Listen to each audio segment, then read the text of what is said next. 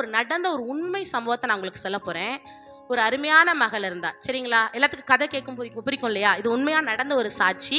அந்த சாட்சி உங்களோட நான் பகிர்ந்து கொள்ள விரும்புறேன். ஒரு அருமையான ஒரு மகள் இருந்தா. அவளுக்கு வந்து திருமணம் பண்ணி வைக்கிறதுக்காக அநேக மாப்பிள்ளைகளை தேடினாங்க. கடைசியா வந்து அவளுக்கு என்ன ஆச்சு? திருமணமும் நடந்து முடிஞ்சு, நல்லா கிராண்டா, நல்லா சூப்பரா மேரேஜ் நடந்து முடிஞ்சிச்சு. திருமணோட அடுத்து நம்ம என்ன எதிர்பார்ப்போம்? குழந்தைங்களை எதிர்பார்ப்போம் இல்லையா? அந்த மகளுக்கு குழந்தையே இல்லை. அநேக நாட்கள் குழந்தையே இல்லை. கண்ணீரோடு இருப்பா. எங்கேயாவது ஃபங்க்ஷனுக்கு போனால் கூட என்ன பண்ணுவாங்க? இன்னும் குழந்தை இல்லையா அப்படின்னு. அதுக்காக ஃபங்க்ஷன் போகிறத, இந்த மாதிரி நிறையா விசேஷங்கள்லாம் என்ன பண்ண ஆரம்பிச்சா? அவாய்ட் பண்ண ஆரம்பிச்சா. ஆனால் வந்து என்ன பண்ணுவோம் அப்படின்னா, அவள் அண்ணாளை போல ஆலயத்தில் வந்து ஒவ்வொரு நாளும் கண்ணீரோடு ஜெபிச்சா. கண்ணீரோடு என்ன பண்ணனா? ஆலயத்தில் ஜெபிச்சா. அண்ணாள் ஜெபிக்கும் போது கர்த்தர் அவனுக்கு யாரை கொடுத்தாங்க?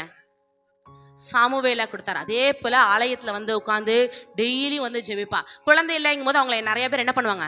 கிரிட்டிசைஸ் பண்ணுவாங்க. எந்த ஃபங்க்ஷனுக்கு போனாலும் இன்னும் குழந்தை இல்லையா, இன்னும் குழந்தை இல்லை, இத்தனை வருஷம் ஆச்சு, இன்னும் குழந்தை இல்லையா, குழந்தை இல்லையான்னு கேட்கும்போது அந்த மகளுக்கு வந்து ரொம்ப வேதனையா கஷ்டமா இருந்துச்சான். அதனால வந்து அவன் என்ன பண்ணா? ஆண்டவருடைய சமூகத்துல, ஆண்டவரே, நான் ஆபிரகாமின் குமாரத்தி. ஆபிரகாமுக்கு யாரை கொடுத்தீங்க? ஈசாக்க கொடுத்தீங்க இல்லையா? அதே போல நானும் ஆபிரகாமோட குமாரத்தியா இருக்கேன். எனக்கும் நீங்க கற்பத்தின் கனியை நீங்க எனக்கு என்ன பண்ணி தான் ஆகணும்? கொடுத்துதான் ஆகணும் அப்படின்னு சொல்லி டெய்லியும் அந்த விசுவாச வார்த்தைகளை சொல்லி சொல்லி சொல்லி சொல்லி சொல்லி என்ன பண்ணிட்டே இருப்பாளாம்? ஜெபம் பண்ணிட்டே இருப்பாளாம். ஒரு கட்டத்துல அவன் கணவர் கூட என்ன பண்ணானா? சரி, இனிமேல் நம்மளுக்கு என்ன பண்ணாது? குழந்தையே பிறக்காது, நம்ம ஒரு குழந்தை என்ன பண்ணிக்கலாம்? அடாப்ட் பண்ணி தத்தெடுத்துக்கலாம் அப்படின்னு சொல்லும் போது அவ அப்பையும் சொன்னா, தன்னுடைய விசுவாசத்தை அவன் என்ன பண்ணல? கை விடவே இல்லை. இல்லை, ஆண்டவர் எனக்கு நிச்சயம் என்ன பண்ணுவாரு? குழந்தைகளை கொடுப்பாரு அப்படின்னு சொல்லிட்டு அவள் விசுவாசத்தோடு ஜெபம் பண்ணி கண்ணீரோடு அழைத்து வரும்போதெல்லாம் கண்ணீரோடு ஜெபிப்பா. குழந்தைங்களை பார்க்கும்போது அவளுக்கு ரொம்ப ஆசையாக இருக்கும், ஆண்டவரே, எனக்கு இந்த மாதிரி ஒரு குழந்தையை தரமாட்டீங்களா?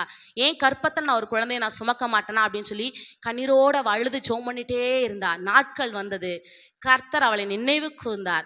கர்த்தர் அவளுக்கு என்ன பண்ணார்? ஒரு அழகான ஒரு குழந்தையை கொடுத்தார். அந்த ஒரு குழந்தையை கொடுத்தது மாத்திரமல்ல, அதுக்கப்புறம் மறுபடியும் ஜெபம் பண்ண, ஆண்டவரே, எனக்கு இரண்டாவது ஒரு குழந்தையை கொடுங்க, எனக்கு அந்த குழந்தையை பெற்றுக்கொள்ள பலத்தை கொடுங்க, ஆனால் எனக்கு அந்த பெற்றுக்கொள்ளக்கூடிய பலத்தை கொடுங்க அப்படின்னு சொல்லி மறுபடியும் ஆண்டவர்கிட்ட விசுவாசத்தோடு ஜெபம் பண்ண. ஆனால் வந்து அந்த குழந்தையை பிறக்கக்கூடிய சாத்தியக்கூறுகள் இல்லை.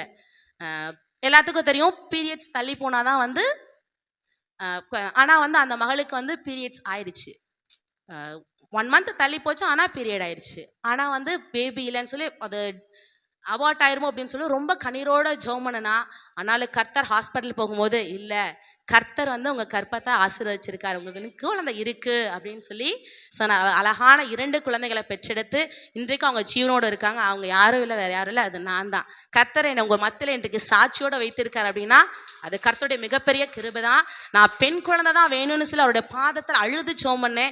அதே போல கர்த்தர் எனக்கு பெண் குழந்தை தான் கொடுத்தாரு. என் கணவர் கூட சொன்னாரு, எனக்கு பொண்ணு வேண்டாம், எனக்கு பையன் தான் வேணும்னு சொன்னார். நான் இல்லை, விசுவாசத்தோட சொன்னேன், ஆண்டவரே, எனக்கு பெண் குழந்தை தான் வேணும் அப்படின்னு சொன்ன விசுவாசத்தோட அழுது ஜெபம் பண்ணேன். கர்த்தர் எனக்கு அழகான ஒரு பெண் குழந்தையை கொடுத்தார். அதே போல 2வது வந்து எனக்கு ஒரு ஆண் குழந்தை தான் வேணும் அப்படின்னு சொல்லி நான் விசுவாசத்தோட ஜெபம் பண்ணேன். அந்த குழந்தைகளோட ரிப்போர்ட்ஸ் எல்லாம் பார்க்கும்போது 2வது பொண்ணு அப்படிங்கிற மாதிரி தான் எல்லாம் டிஸ்கஸ் பண்ணாங்க. பட் நான் விசுவாசத்தோட இருந்தேன், ஆண்டவரே, எனக்கு வந்து ஊழியம் செய்யணும், உமது ஊழியத்தை செய்யக்கூடிய ஒரு வம்சத்தை உருவாக்கணும், அதனால எனக்கு கண்டிப்பா ஒரு ஆண் குழந்தை மாத்திரம் தான் எனக்கு வேணும்னு சொல்லி விசுவாசத்தோட ஜெபம் பண்ணேன்.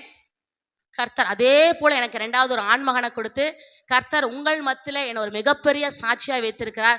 கர்த்தருக்கு அதற்கு நான் கொடான கொடிகளை, ஸ்தோத்திரங்களை, நன்றிகளை எடுக்கிறேன். ஸோ பெண்களாகிய கர்த்தர் நம்மளை விசேஷித்தவர்களாக தெரிஞ்சிருக்கிறார், குணசாலியாக நம்மளை தெரிஞ்சிருக்கிறார், தாழ்மையுள்ளவர்களாக நம்ம இருக்கணும். எல்லாவற்றையும் நம்ம என்ன பண்ணணும்? உண்மையுள்ளவர்களாக இருக்கணும். நம்மளை பரிசுத்தமாக என்ன பண்ணணும்? காத்துக்கொள்ளணும். சரிங்களா? கரங்களை உயர்த்துங்க. கரங்களை உயர்த்தி கண்களை மூடி. ஹல்லேலூயா. ஆண்டவரே, தகப்பனே, ஆவியானவரே, உங்களை நாங்கள் வரவேற்கிறோம் ராஜா. ஆவியானவரே, உமக்கு கொடான கோடி ஸ்தோத்திரங்கள் நாங்கள் ஏறெடுக்கிறோம் ராஜா. இந்த உமன்ஸ் டேல தகப்பனே, இந்த மகளிருக்காக நாங்கள் உமது சமூகத்துக்கு வந்திருக்கிறோம் ராஜா. நீர் எங்களுக்கு கொடுத்த மகளிருக்காக உமக்கு நாங்கள் நன்றிகளை செலுத்துகிறோம் ராஜா. எங்கள் வாழ்க்கையில தகப்பனே, ஒரு தாயாக, ஒரு சகோதரியாக, ஒரு நண்பனாக நீர் எங்களுக்கு அநேக விதத்தில் அநேக பெண்களை நீர் கொடுத்திருக்கிறீர் ராஜா.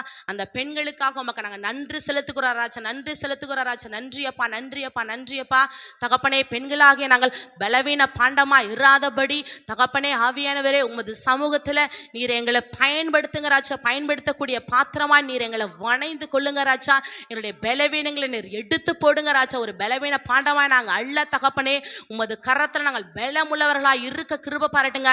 பலவீனனும் தன்னை பலவான் என்று சொல்லத்தக்கதான ஒரு பலத்தை நீர் எங்களுக்கு தாங்க ராஜா. எல்லா காரியத்திலும் தகப்பனே நாங்கள் ஞானமாய் செயல்பட, ஞானமாய் நடக்க நீர் எங்களுக்கு தேவையான நல்ல ஞானங்களை, புத்திய அறிவை நீர் அதிகமாய் தாங்க ராஜா. நல்ல வரங்களை நீர் எங்களுக்கு தாங்க தகப்பனை. பாடுகிற வரங்களை, அபிஷேகிக்கிற வரங்கள், எல்லா வரங்களும் நீர் எங்களுக்கு தாங்க ராஜா. தகப்பனே ஆவியானவரே, நீர் எங்களோடு கூட இருங்க ராஜா. ஒரு குடும்பத்தை நடத்தக்கூடிய ஞானத்தை கொடுங்க, பிள்ளைகளை வளர்த்தக்கூடிய ஞானத்தை கொடுங்க, வேலைகளிலும் வேலை ஸ்தலத்திலும் தகப்பனே எல்லா காரியத்தையும் நாங்கள் செய்ய எங்களுக்கு நல்ல ஞானங்களை கொடுங்க ராஜா. எங்களுக்கு நல்ல சுகத்தை, பலத்தை, ஆரோக்கியத்தை நீர் தாங்க தகப்பனே. ஆவியானவரே, நீர் எங்களோடு கூட இருங்க. பிரியாத நேசர் நீர் எங்களோடு கூட இருந்து ஒவ்வொருத்தரையும் பலப்படுத்துங்க, வழி நடத்துங்க. ஒவ்வொருக்குள்ளையும் உமது வல்லமை பிரசனம் இறங்கி வரட்டும் ராஜா. நீரே பெண்களாகி ஒவ்வொருத்தரோடு கூட இருந்து நீர் அவளை வழி நடத்துங்க. நீ கொடியாய் பெருகுவாய் என்று சொல்லி வாழ்த்த பிரகாரமாக தகப்பனே நான் உமது சமூகத்தில் நின்று நான் வாழ்த்துகிறேன். மகளிராக உங்களை ஒவ்வொருத்தரையும் நீங்கள் கொடியாய் பெருகுவீர்களாக என்று சொல்லி இயேசுவின் நாமத்தில் நான் வாழ்த்துகிறேன். கர்த்தருக்கு கொடான கொடி ஸ்தோத்திரம் எடுக்கிறோம். இயேசுவின் கெஞ்சி கேட்கிறேன் பிதாவே.